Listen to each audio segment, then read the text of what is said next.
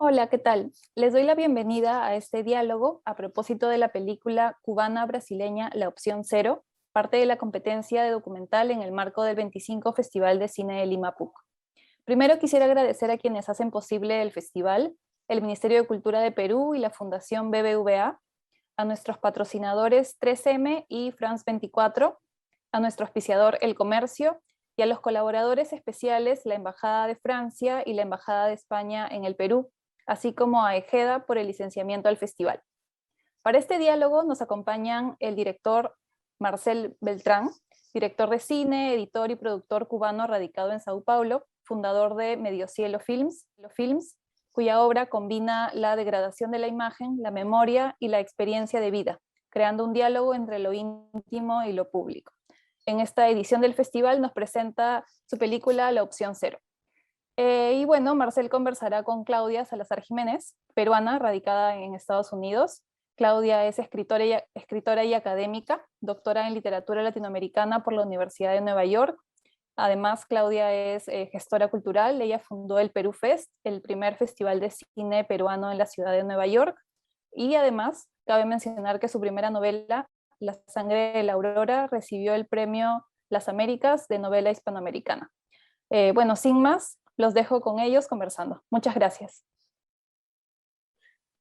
Bueno, comienzo yo y quiero en primer lugar felicitar a Marcel Beltrán he visto el documental La Opción Cero y me ha dejado bastante impactada en muchísimos sentidos y tengo muchísimas preguntas que hacer a Beltrán, a Marcel, perdón, pero quiero empezar primero felicitándote, Marcel, por este documental que el propio documental lo dice.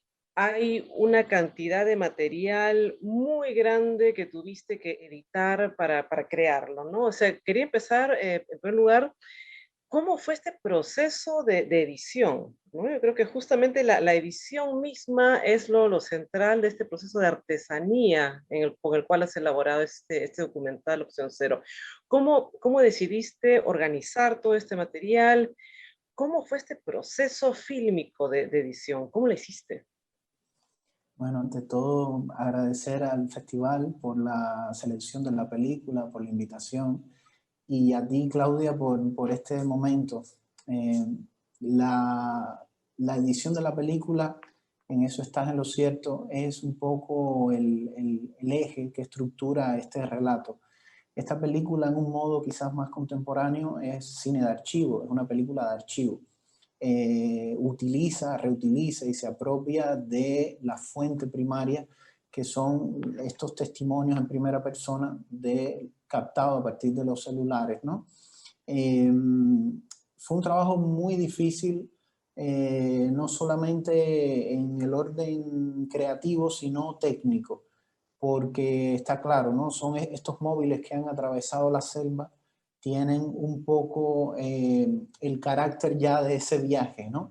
Entonces me entregaban una imagen con una gran precariedad que a mi juicio ya empezaba a dar algunas señales de qué tipo de películas se podía hacer.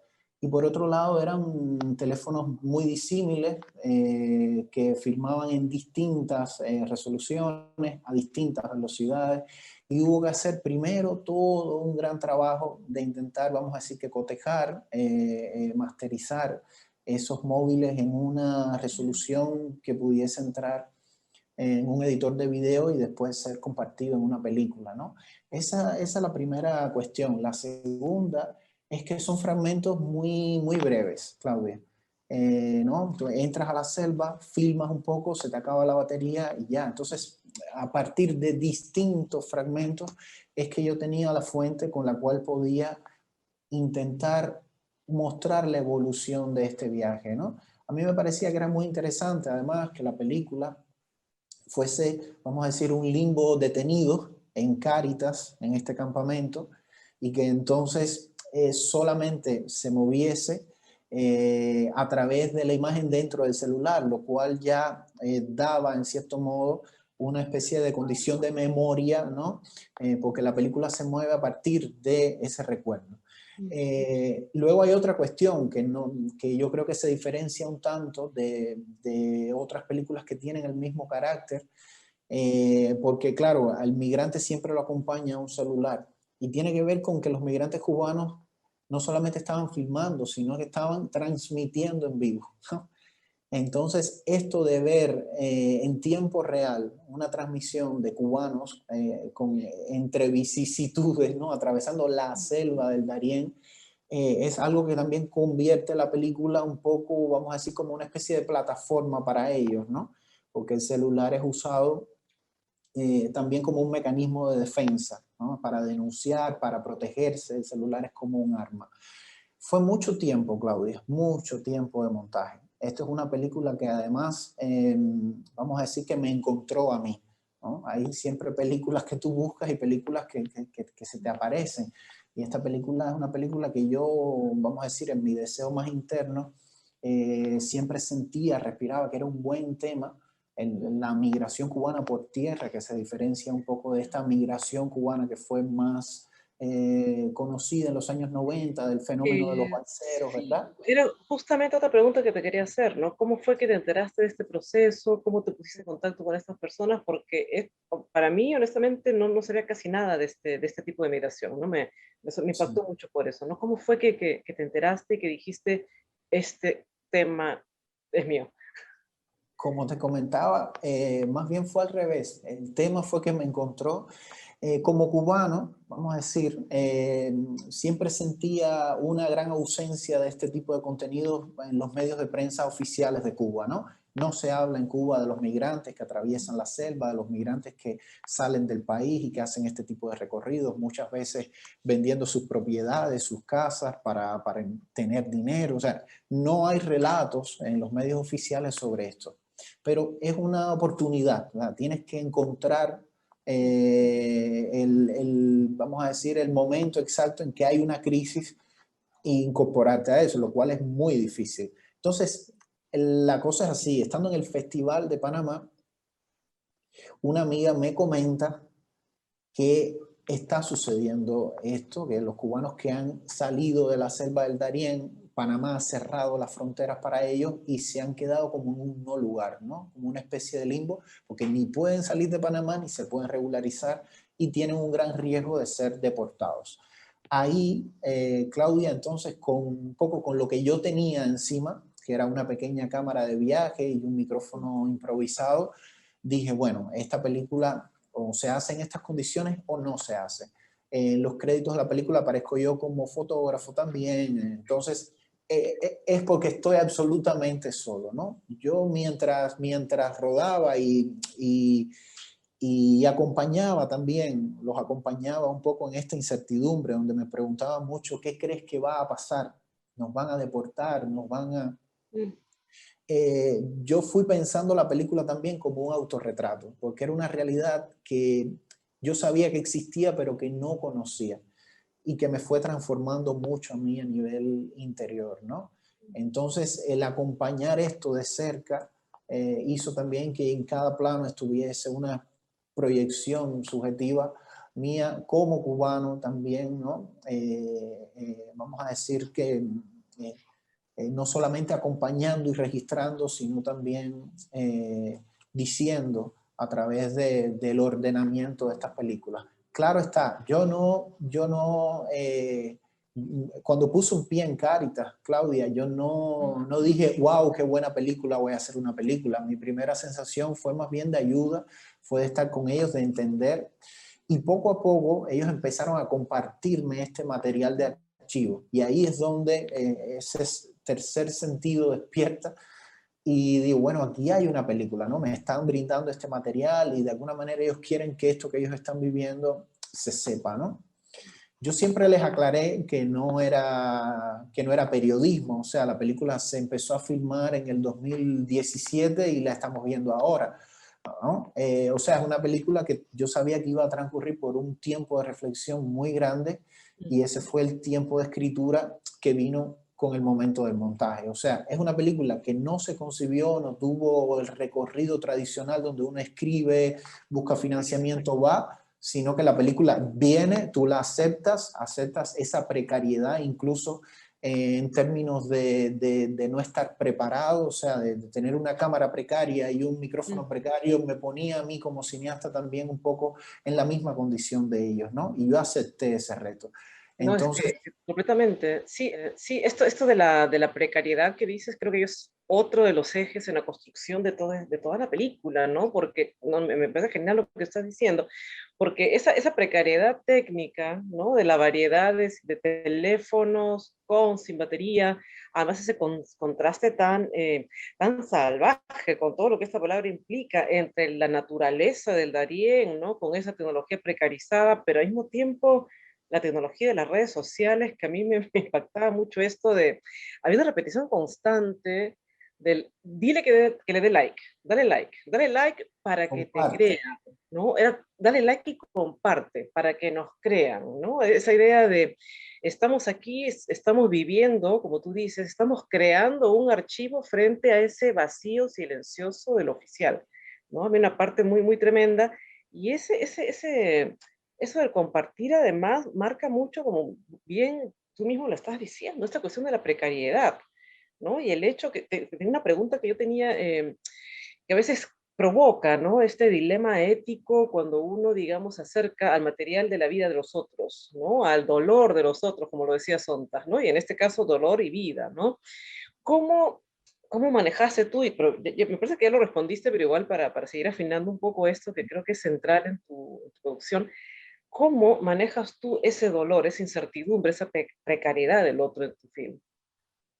Sí, comentando un poco lo que mencionaba sobre el tema del uso del teléfono y las redes sociales, eh, yo estando ahí en presencia de ellos, tenía ya un poco una especie de sensación de dolor muy grande porque el medio al cual ellos podían acudir era el de las redes sociales, ¿no? Y el de las redes sociales, que es el reino del hashtag y todo esto, es como estar sometido a una suerte de silencio, ¿no? Tú estás hablando con tu teléfono, estás denunciando, pero del otro lado eh, a veces no hay nadie, ¿no?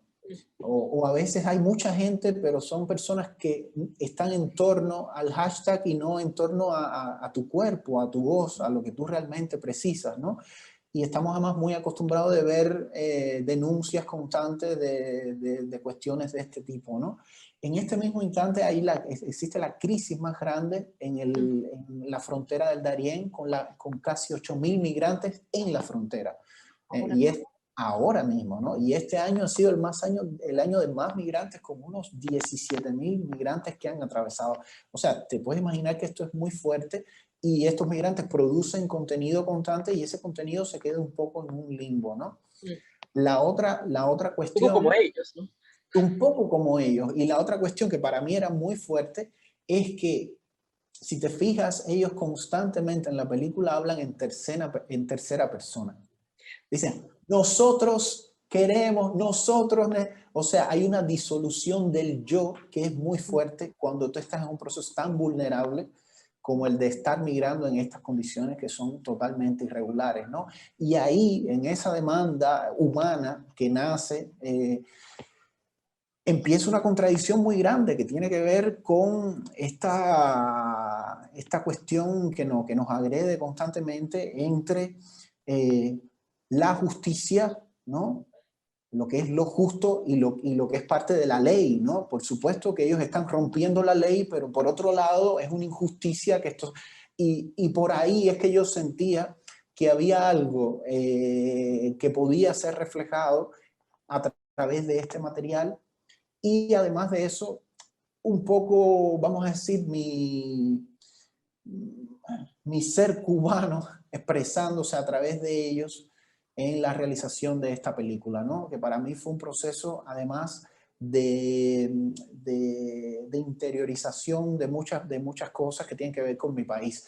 Fue una película que yo llevé conmigo como migrante en una mochila. O sea, yo soy el editor también porque la película me agarró en un momento donde yo tenía un movimiento muy grande con otra película anterior y con talleres que suelo dar. Entonces la película comenzó editándose en República Dominicana, continuó en Panamá, de ahí fue a Francia, de aquí a Sao Paulo.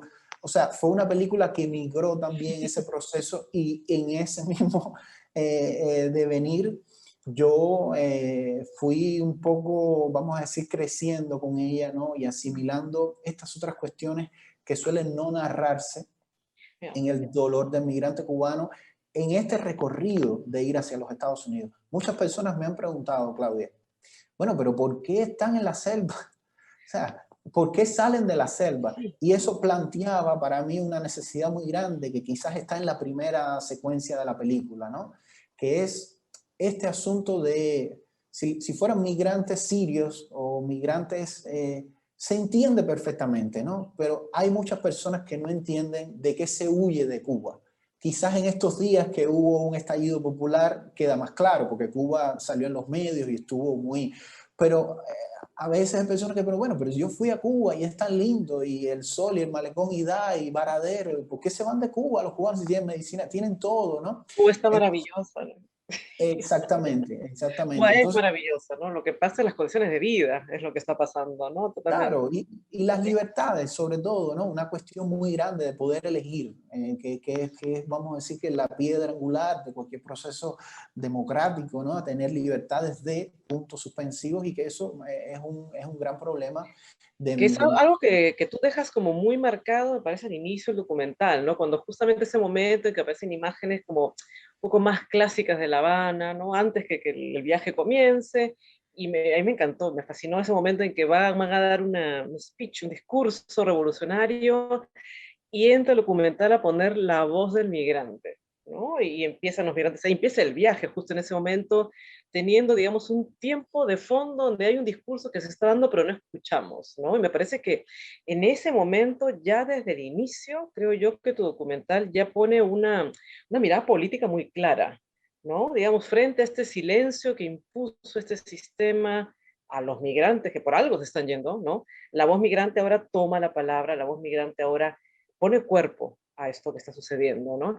¿Cómo, digamos, desde ahí dirías que se marca en el documental lo que tú mismo has llamado tu cubanidad, tu proceso de autorrepresentación? ¿Cómo entra tu yo en este film? Sí, justamente. Yo creo que en esas decisiones que tú has descrito y que están a lo largo de la película, no solo en la voz, sino en, vamos a decir, en la asociación casi que entre plano y plano, porque esto es una película que fue muy, su construcción está muy hilvanada a partir de cómo se unen las piezas, a veces no por su relación, sino también por su diferencia y por la ruptura que establecen como una especie de símbolo de este encuadre vertical, que yo lo sentía también muy agresivo, muy opresivo, con esa ausencia de encuadre, ¿no? A partir de la visión de la imagen telefónica filmada en vertical. Pues yo sentía que ahí estaba un poco, vamos a decir, lo que yo podía sumar a esta cuestión de la representación de la conciencia propia que tenemos los cubanos sobre el momento que estamos viviendo, ¿no? Eh, a partir de eso, yo creo que la película también intenta dar cuenta de las complejidades del propio migrante cubano, que es muy específico también, y que tiene un poco ese devaneo entre salir de Cuba, pero tener que regresar a ella constantemente, porque ahí queda la familia y queda lo más importante, ¿no?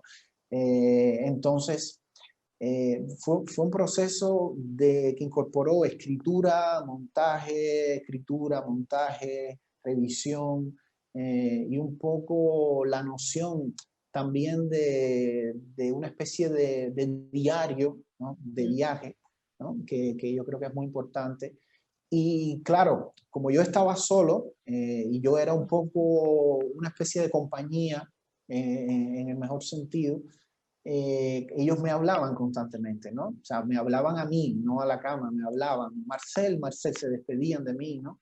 Entonces, era también para mí una cuestión a resolver el tema de hasta dónde yo aparecía en la película. ¿no? Porque podía también tornarse un poco confuso, creo yo, el hecho de que yo se pensara que yo como cineasta también estoy migrando junto a ese grupo, o que estoy usando eso para también dar como una, ¿no? Entonces yo intenté que la dimensión del autorretrato estuviese en el campo más bien simbólico, cifrado, como una especie de alegoría, y solamente dejar ese momento en que me hablan. Hay un momento muy hermoso en que ella me dice, pero ¿qué tipo de película tú quieres hacer? Mira, haz este tipo de película, ¿no? Es como que también ellos son colaboradores muy importantes, ¿no? Incluso en el proceso me parece, diría que no sé, en parte creo que la autorrepresentación es tu mirada, es el encuadre, ¿no? Que cada encuadre eres tú ahí, ¿no? Y sí, también esta cuestión de lo colaborativo, ¿no? Con todos ellos, a mí me encantó ese momento acercándolos cuando la voz de una mujer te dice, y ahí se acaba la película. Ahí se Fue acaba como, la...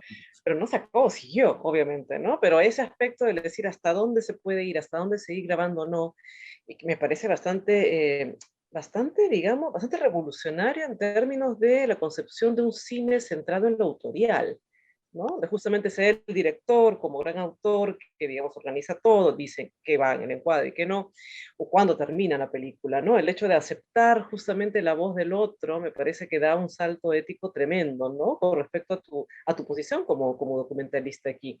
¿Cuál es tu posición frente, digamos, a estas ideas que hay del cine de lo real, ¿no? Del cine de lo útil?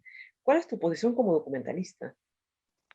Bueno, yo siento que en este caso se mezclan un poco, vamos a decir que las dos cosas, ¿no? Por un lado está lo real, efectivamente, y lamentablemente, porque es una película, yo siempre pensaba, esto es una película que uno no quiere hacer, ¿no? Uno acepta, pero es una película que uno no quisiera hacer, no quisiera que esta realidad estuviese aconteciendo, ¿no? Lamentablemente es así. Y por el otro lado, yo creo que hago un intento también de no hablar solamente sobre el momento que ellos están atravesando, sino desde una cosmovisión que intenta tocar al hombre como migrante o al migrante en sí mismo desde un proceso mucho más amplio, que es la profunda soledad que acompaña a quien está atravesando o cambiando de estación, ¿no? Es tremendo el desasosiego y tremenda la falta de compañía, ¿no? Donde efectivamente no un hashtag, sino una mano salva, ¿no? Tiene la posibilidad de salvar. Y también en este sentido, Claudia, la película atravesaba otro problema que no se me planteaba desde ellos, sino más bien desde mí, desde lo ético, que era la cuestión de la identidad. O sea, la cuestión de reconocer que ellos están ahora en este momento, tienen la necesidad de mandar atención, pero mañana no estarán en ese momento y quizás miren hacia esa película y digan, cometí un error, ¿no? En el sentido de haber expuesto mi intimidad por la necesidad. Y eso es algo que yo intenté manejar también de una forma sutil y siempre utilizando, vamos a decir, el autorizo en cámara de ellos, ¿no? Para mí es muy importante el momento como decisión de montaje y de dirección en que Alejandro se vira a su madre y le dice, ¿tú estás segura que yo puedo contar esto? Sí, bueno, entonces Y además le está, dice, sí, cuenta todo, le dice, ¿no? O sea, él es la oportunidad que tiene la película. Yo tuve otros testimonios, pero sentía que con ese Alejandro, y sobre todo porque por ser un adolescente, recuerdas que hay una niña en la película también, que en un momento toma la cámara, es la única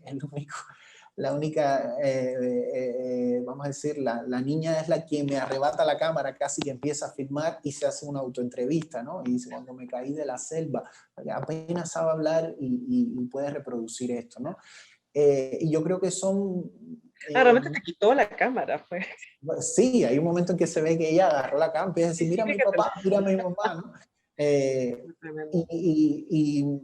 y bueno, vamos a decir que de todo este grupo, los niños, los adolescentes son quienes están ahí también por sus padres y no por una decisión propia, ¿no? A mí me parecía también muy importante tocar esto. Entonces, tú lo decías muy bien, ¿dónde acaba esta película?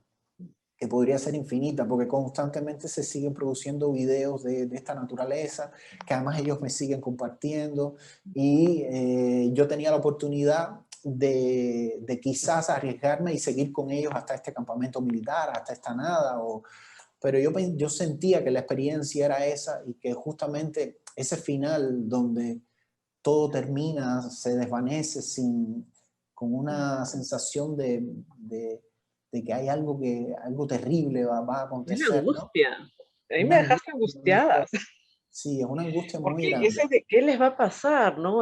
Pues te decía que para mí fue muy impactante, casi no me dejó como dormir tranquila, porque además esa precariedad de esas personas a la intemperie, ¿no? La intemperie total no solamente del no tener que comer, porque no tienen que comer, ¿no? La falta del agua, esa esencialidad de la vida misma con el hecho de no saber qué les va a pasar al día siguiente, si los van a, o sea, si regresaban a Cuba no tenían casa, ¿no? Porque habían vendido todo, si llegaban a Estados Unidos, capaz que los deportaban también, y la vida en Estados Unidos que tampoco es una cosa muy tremenda, ¿no? Pero era esta idea, además que tú lo has dicho, la idea de la situación del limbo, ¿no? Es ese limbo que literalmente es ni un lado ni otro, es el ninguna parte de los nadies, ¿no? Esa idea de quiénes son estos que están acá, para quién son, ¿no? Y eso cuando te preguntaba, porque el hecho de que uno sea algo es porque uno es algo para alguien, ¿no? Una pregunta que tenía es, ¿para quién escribió, pero escribió, como te estás pensando como escritora, perdona, ¿para quién hizo, para quién produjo, para quién editó Marcel este documental? Es una muy buena pregunta, porque es una película que atraviesa además, vamos a decir, vicisitudes que tienen que ver con su propia esencia y con el momento en que Cuba atraviesa, ¿no? Esto es una película que difícilmente se pueda ver en Cuba, se puede enviar a un festival en Cuba, se pueda compartir en Cuba. Entonces, mientras se editaba, yo pensé, bueno, ¿para quién en definitiva yo estoy haciendo esto, ¿no? Y yo te daría dos respuestas. La primera es que yo me estaba haciendo, vamos a decir que este regalo. Es un regalo con una esquina muy filosa, porque esto es una película muy humilde en sus recursos, esa es su naturaleza. Yo no quería además que la película se transformase en otra cosa.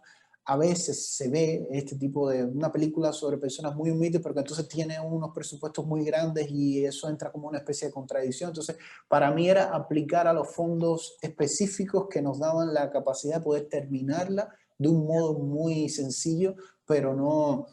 Y por otro lado, vamos a decir que estaban ellos también, ¿no? O sea, un pacto que se había hecho donde ellos me habían dado esto para hacer una película, para representar un poco la esencia de lo que nosotros vivimos en esos 10 días, porque fueron apenas 10 días de acompañamiento en Cáritas, ¿no?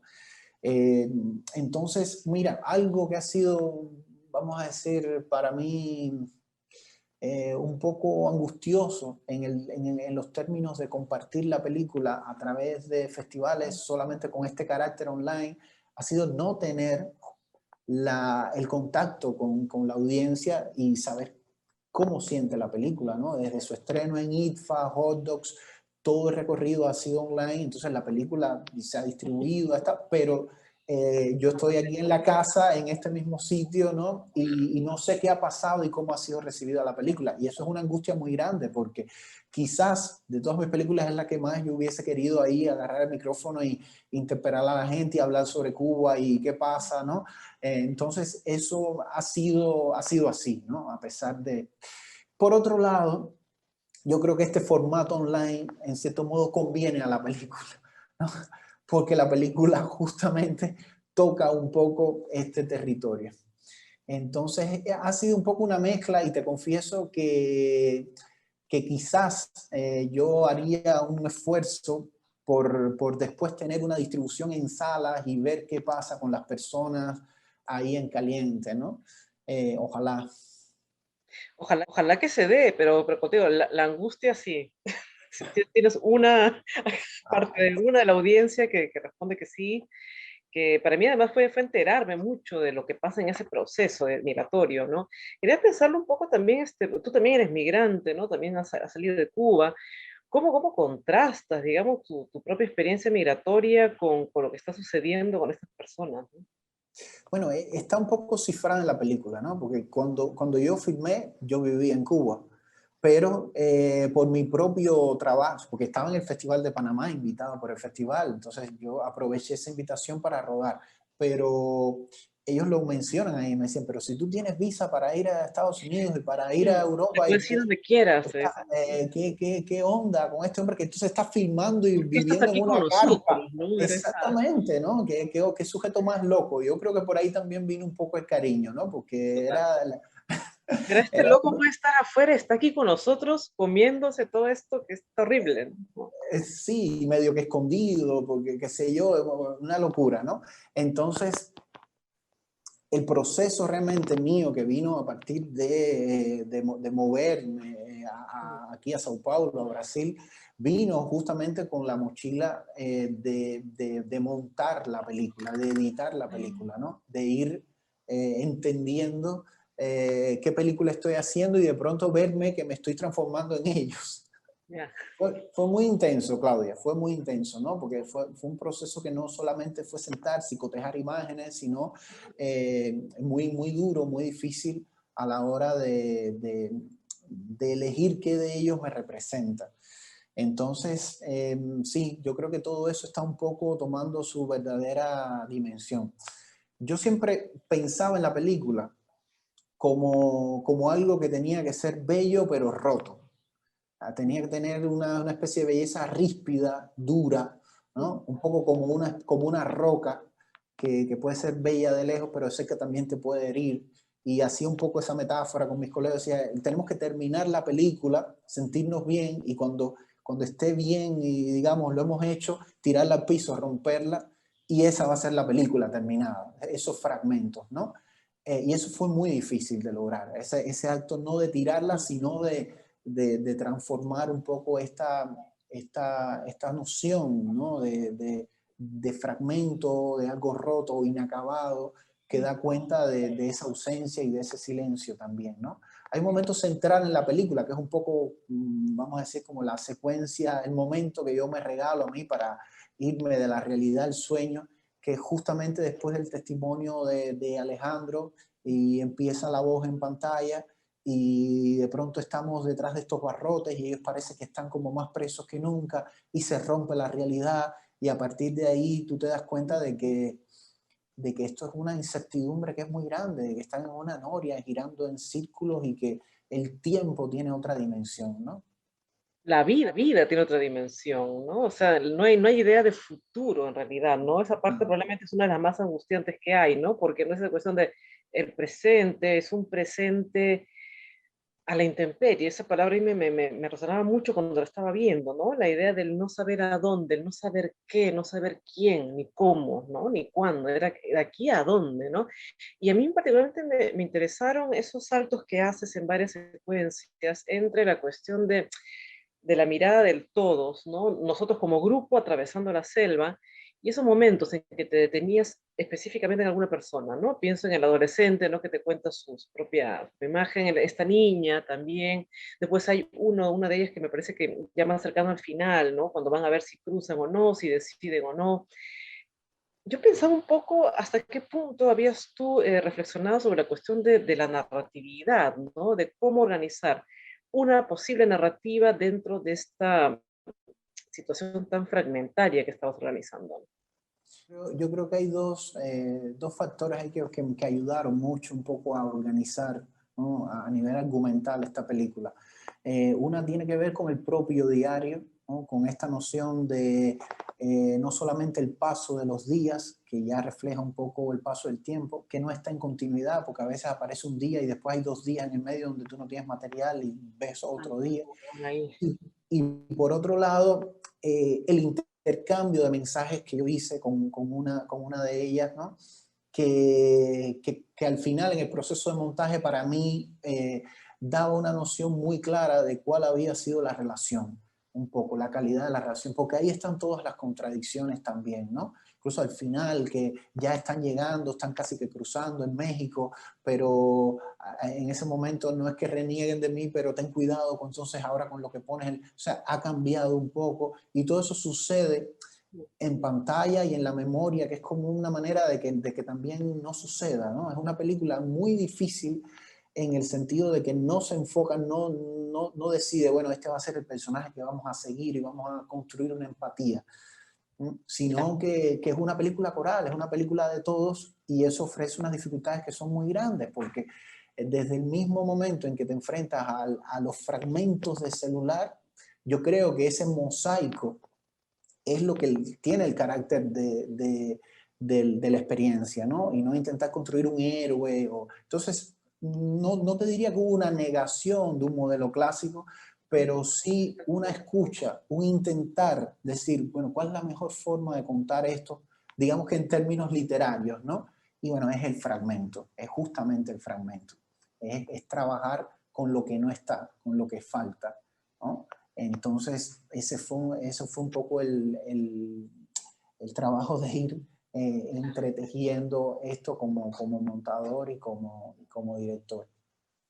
Y me parece que justamente eso es lo que logra la opción cero, ¿no? Llegar a poner, digamos, llegar a poner en imagen esas identidades, esas personas que no están en el discurso oficial cubano, ¿no? Nuevamente, gracias, Marcel, por esta conversación. Gracias otra vez por el documental. Están todos como súper invitados a que la vean nuevamente, que compartamos toda la angustia de estos migrantes, ¿no? Porque justamente creo que compartir esas angustias es lo que nos va haciendo cada vez más humanos. Muchas gracias. Gracias a ti, Claudia. Muchas gracias. Muchísimas gracias a Marcel y a Claudia por esta conversación sobre La Opción Cero, un documental, como lo has dicho tú, Marcel, tan duro y angustiante como de una belleza y de una esperanza muy humana. Sí, no dejen de verla, realmente. Felicitaciones por la película y los invito a seguir las actividades del festival a través de sus redes sociales y de su página web www.festivaldelima.com para conocer la programación completa de esta edición en casa. Nos vemos. Muchísimas gracias. Hasta pronto. Gracias. Hasta pronto.